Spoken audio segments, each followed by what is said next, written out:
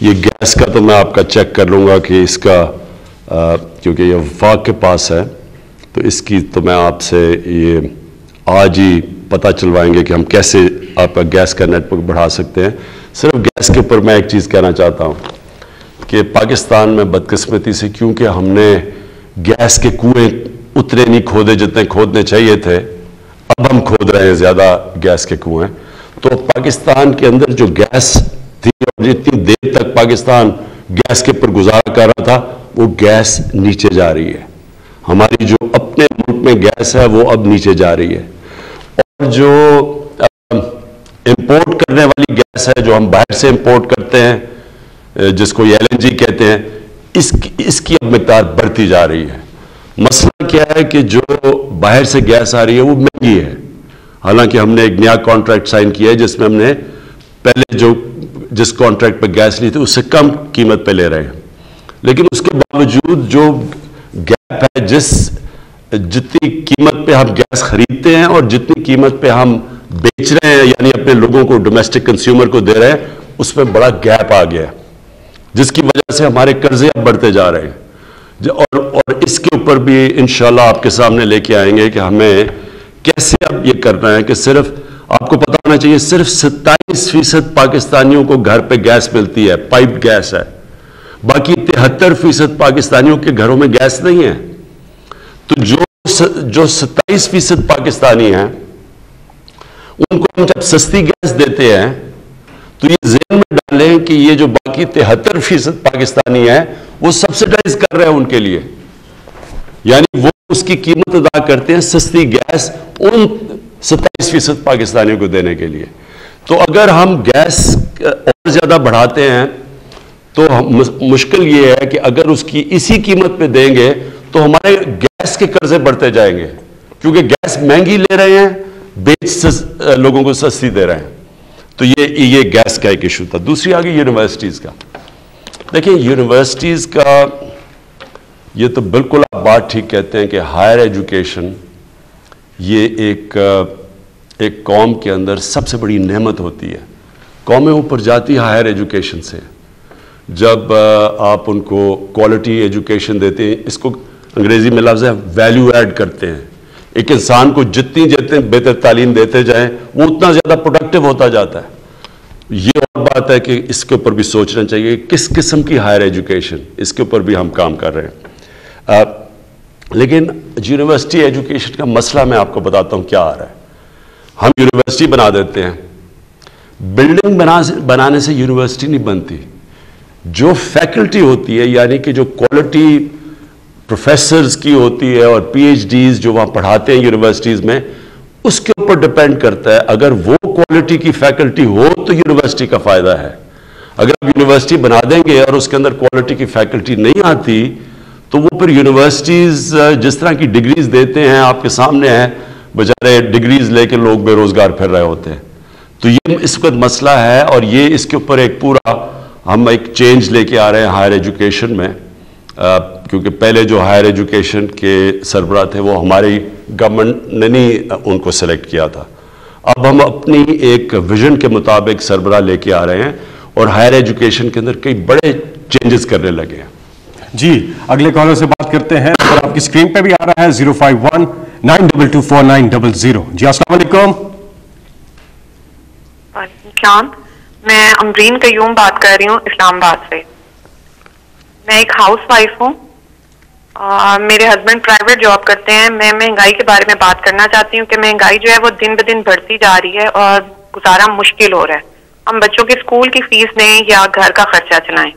और अब तो अगर आप देखें तो डॉलर की जो प्राइस है वो भी कम हो गई है और जो रुपए की वैल्यू है वो भी मुस्तहकम हो गई है। और दूसरी बात ये कि अब तो रमजानुल मुबारक भी आ रहा है, लेकिन जो है बेसिक कमोडिटीज की प्राइस बिल्कुल कम नहीं हो रही है। तो खुदारा आप अपना वादा पूरा करें और महंगाई को कंट्रोल करें। अगर आप ये नहीं हो सकता तो फिर आप जो डे फर्स्ट से कह रहे हैं कि आपको घबराना नहीं है, तो फिर आप हमें घबराने की इजाजत दे दें। जी अमरीन, बिल्कुल आपने वो बात की जो कि आप यकीन करें कि अब तक हमारी सिर्फ और सिर्फ कंसंट्रेशन, अगर बाकी सारी चीज़ें एक तरफ हैं तो महंगाई एक तरफ है। और महंगाई के अंदर आपने थोड़ा सा समझना है, क्योंकि महंगाई तो कई चीज़ों की है ना, कई चीज़ों की महंगाई ऐसी है जो कि हम एडमिनिस्ट्रेशन की वजह से ठीक कर सकते हैं। मसलन यानी अगर एक दुकान में एक कीमत आ रही है और दूसरी दुकान और कोई कीमत दे रही है और चीज़ तो वही है, तो यहाँ तो एडमिनिस्ट्रेटिव स्टेप्स ले सकते हैं और हम पूरा इसके ऊपर भी जोर लगा रहे हैं। एक महंगाई ये, और ये भी आपने समझना है, वो महंगाई ये है कि एक किसान सब्जियां या जो भी अपनी पैदावार है वो एक कीमत के ऊपर वो लेके जाता है मार्केट के अंदर, लेकिन उस मार्केट से जब वो चीज जाती है शहर में यानी रिटेल में, यानी जब आपके पास पहुंचती है तो उसके अंदर एक बहुत बड़ा फर्क आ जाता है। वो किसान बेचारे को पूरे पैसे नहीं मिलते। मैंने किसानों को मिला जाके, तो किसानों ने कहा जी हमारा तो मुश्किल से खर्चा पूरा हो रहा है जो हम अपनी पैदावार या जो सब्जियां बता रहे थे, लेकिन वही सब्जी जब वो जा रही है शहर के अंदर तो वहां वो दुगनी से भी ज्यादा कीमत पर बिक रही है। तो जो बीच में मिडिल मैन है वो बहुत बड़े पैसे बना रहा है। इसका अब हम एक तोड़ लेके आए हैं और इंशाअल्लाह ये शुरू भी हो गया। हमने आहिस्ता आहिस्ता एक्सपेरिमेंट कर रहे हैं कि हम डायरेक्टली वो जो मंडी से एक इस तरह चीज करेंगे, डायरेक्टली वो चीजें जाएंगी लोगों के पास और वो किसान को भी ज्यादा पैसा मिल जाएगा और जो लोग हैं, जो शहर के अंदर लोग, उनके लिए भी कीमतें कम हो जाएंगी। ये एक पूरी नई चीज कर रहे हैं क्योंकि एक नया सोच लेके आ रहे हैं और ये शुरू हो गया। लाहौर में हमने अब कई जगह शुरू किए हैं या अब इस्लामाबाद में शुरू करने लगे, ये शहरों के अंदर अब हम करने लगे। इससे भी फर्क पड़ेगा। एक तीसरा तरीका है, एक तीसरी वजह है, वो है जो मैं शुरू में आपको कहता हूं कि जब रुपया, मसलन हमारा रुपया अब आप हमारे आने के बाद 107 रुपया था, हमारे आने से पहले रुपया 124 था, लेकिन उससे 6-7 महीने पहले 107 का था। यानी 2018 की शुरू में तकरीबन 107 रुपए का डॉलर था और वो 2018 के बाद वो बढ़ते बढ़ते पहुंच गया 160 रुपए पे। और अब अल्लाह का करम है कि हमारी इकोनॉमी स्टेबल हो रही है तो रुपया भी मजबूत होता जा रहा है। इसका आपको इफेक्ट आएगा। मसलन इमीडिएटली इफेक्ट तो आ गया ना कि डीजल की कीमत गिर गई, आपको पेट्रोल की कीमत नीचे आ गई, तो ये तो आपको इफेक्ट नजर आ गया जब रुपया मजबूत हुआ। लेकिन इसकी जो जब 107 से 150 रुपए पे भी गया तो इसका इफेक्ट किसके ऊपर पड़ा? बिजली के ऊपर पड़ा। आधी बिजली बनती है तेल से, तेल होता है इंपोर्ट। फिर जो बिजली के सारे कॉन्ट्रैक्ट साइन किए गए हैं वो हैं सारे डॉलर्स के अंदर, हमारे से पहले के कॉन्ट्रैक्ट साइन किए गए। तो वो क्योंकि डॉलर के कॉन्ट्रैक्ट्स हैं वो एकदम उसके ऊपर भी इफेक्ट पड़ गया। जैसे ही डॉलर मजबूत हुआ, रुपया गिरा, उधर भी कीमत बढ़ गई। फिर जब डीजल महंगा हुआ, सारी ट्रांसपोर्ट महंगी हो गई, सारी चीज़ों के ऊपर उसका कॉस्ट चला गया। फिर जो बाहर से हम चीज़ें इंपोर्ट करते हैं, बाहर से चीज़ें सबसे बड़ा तो जो आम लोगों को आपको इफेक्ट करता है, घी। अब तकरीबन 70% एडिबल ऑयल इंपोर्ट करते हैं हम। 70% जो घी के अंदर जो तेल जाता है वो इंपोर्ट करते हैं।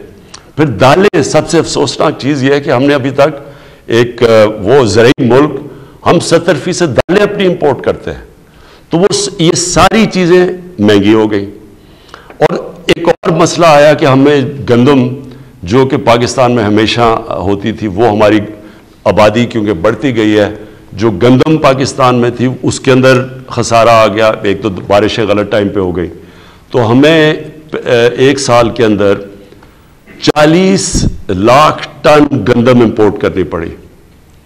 और उसके अलावा गंदम इंपोर्ट, और उसका सारा इम्पैक्ट पड़ा, यानी जैसे आप गंदम इंपोर्ट करते हैं तो वो महंगी, बाहर से महंगी आई यहाँ से, तो उसका भी इम्पैक्ट पड़ा। तो जो इंपोर्ट्स महंगी हुई रुपए गिरने से, एक वो हो गई। फिर एक बदकिस्मती से एक और अब चीज़ हमने आहिस्ता आहिस्ता इंक्वायरीज में पता चला। वो क्या है? यहाँ बैठे हुए हैं माफियाज। ये अमरीन आपने समझने की बात है। यहाँ पाकिस्तान में वो लोग बैठे हुए, कायदे आज़म ने भी इनकी बात की थी, जो ज़ख़ीरा अंदोज़ी करके कीमतें ऊपर बढ़ाते हैं। ये माफियाज बैठे हुए थोड़े से लोग हैं, ये सट्टा खेलते हैं अमूमन तो चीज़ तब महंगी होती है जब उसकी सप्लाई कम हो जाए। मसलन अगर कमी हो जाए किसी चीज़ की, अगर चीनी की कमी हो गई तो ज़्यादा लोग चीनी मांगेंगे, उसकी कीमत ऊपर चली जाएगी। लेकिन यह चीनी पड़ी होती है, जखीरे पड़े होते हैं चीनी के, लेकिन कीमत ऊपर जानी शुरू हो जाती है। एक वक्त पे चीनी उन्होंने कहा जी इतनी ज़्यादा एक्सपोर्ट करो, चीनी एक्सपोर्ट करनी शुरू की, वो चीनी की कीमत ऊपर चली गई। सो इसका कोई कनेक्शन नहीं है। ये जानबूझ के माफियाज बैठे हैं जिनके पीछे पहली दफ़ा पाकिस्तान में हम अब जा रहे हैं। मैं यहाँ शहजाद अकबर को बुलाया हुआ है। ये आपको असल में, क्योंकि पूरी इंक्वायरी की गई इसके ऊपर, FIA ने पूरी इसके ऊपर इंक्वायरी करके तो रिपोर्ट लेके आए कि किस तरह आर्टिफिशियली चीनी की कीमत ऊपर की जाती है, लोगों का बेचारों का खून चूसा जाता है। थोड़े से लोग हैं जो कि कैसे अरबों अरबों अरबों रुपया बनाते हैं इससे। और ये आटे के ऊपर भी हमें जब इसके ऊपर भी एक रिपोर्ट है कि कैसे वहां भी जखीरा अंदोजी करके तो आटे की कीमत ऊपर ले जाई जाती है। तो ये मैं सिर्फ आपको इसलिए बता रहा हूं, इसके मुख्तलिफ तरीके हैं। लेकिन ये आप यकीन कर लें अमरीन, घबराने की आपको ज़रूरत इसलिए नहीं है कि सारा वक्त हम इसके ऊपर काम कर रहे हैं। या तो हमें गवर्नमेंट को फिक्र ना हो इसके ऊपर सारा वक्त हम कोशिश कर रहे हैं कि हम ये कंट्रोल करें।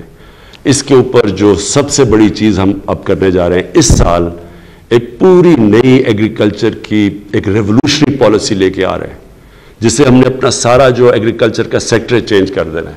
उसमें से पहले हम इंफॉर्मेशन टेक्नोलॉजी का इस्तेमाल करके पहले से पता चल जाएगा कि कौन से सीजन में किस चीज़ की कमी होती है, ताकि किसी किस्म की शॉर्टेज आगे से ना हो, ताकि शॉर्टेज की वजह से कीमतें ऊपर ना चली जाए। लेकिन ये मैं आपको बता दूं कि इसके ऊपर पिछले एक साल से ये मुख्तलिफ चीज़ें कि क्या वजह है महंगाई के, इसके ऊपर पूरा काम हो रहा है। और इंशाअल्लाह आपको हम इसके ऊपर काबू पा के दिखाएंगे।